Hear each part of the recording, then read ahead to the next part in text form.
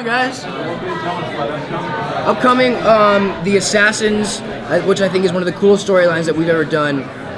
They really make an impact on Scott's pack and the rest of Beacon Hills for every supernatural character. So you'll see a lot of death on Assassin's side and Supernatural side. We see a lot of Scott mentoring him, which is such a cool storyline too. Something we've never done before, you know. That's what's really cool about this season is just we've tackled stuff that we've never done before. But yeah, the Assassins are great.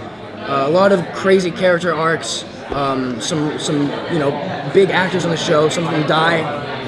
There's always the question of who's gonna get the axe this season. So there's more of that. So there's a lot of stuff to look forward to and not look forward to, I guess. So what is the relationship between your two characters like? I mean, it's a mentor relationship. Right. How do you Yeah. interact? He and I as people or as characters?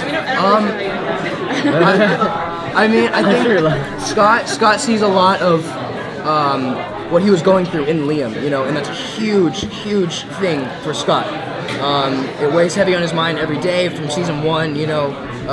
Allison helping him through that, so he sees a lot of him in him, and him in him, and he sees a lot of himself in you. God. You're so hungry. I'm starving. You got some food? But we're the best. This is so cool. Mockingjay popcorn. I love Mocking. I just met the beetle. Isn't that what a Mockingjay is? Oh yeah, sorry. Back to table. So and I think Scott genuinely views him as a friend.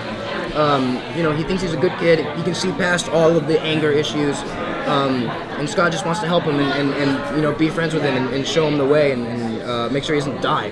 So there's just a lot of respect. He respects Scott, at least I think you do. Yeah, I think my character really does respect Scott, especially when he comes in. There's a line that I have when we're in the locker room. They're interrogating me because before I get bit, they think I'm a werewolf, and I'm like. Something about being a team captain when he was a sophomore, just like you. I'm trying to reference. So you look up to me a little I look bit. up to him, and it's really interesting because I have anger management problems, and I just got a stepdad, so I have a lot of problems in my life. So it's hard to trust him, especially after he bit me. I don't really know what's going on, but it's like you can see I'm starting to progress. It's like, what the fuck? Trust him. How am I supposed to trust you? You just bit me. I love that scene. Yeah, we're brothers now. We're brothers. We just met and you bit me. We just met and you bit me. It's the funniest thing. So their relationship is a lot like that. There's a lot of respect. But it's also very silly and comedic, and they call each other on their bullshit, which is great. So it's a good relationship. Yeah. It's very Scott Styles-esque, but with Derek mixed in. That's it, yeah. And I think also for my character, it's kind of trust is a big thing because I don't trust really anyone. So once I do trust you, that just contradict myself. I don't trust anyone easily, but when I do, it lasts, and it's a big loyalty. That makes sense. I get that. Yeah. Good answer, dude. It's awesome.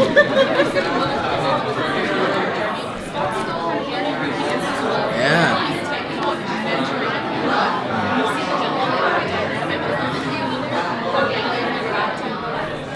Was Scott still learning as he's teaching? Yeah, of course. I mean, like you said, Scott's always every day learning something new about his power because he's still very new to him.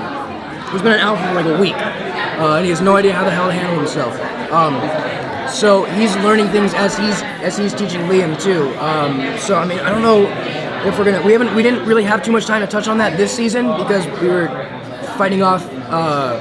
What are they called? Berserkers and all these killers, assassins, and so I think that'll call for next season.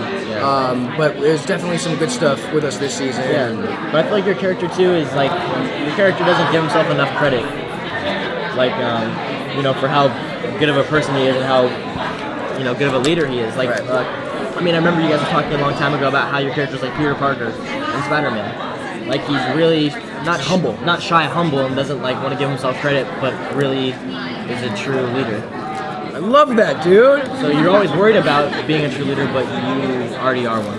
And that's what makes him a true leader. Yeah. So he's always thinking about it. He's always worried. He's on his feet all the time. I love you.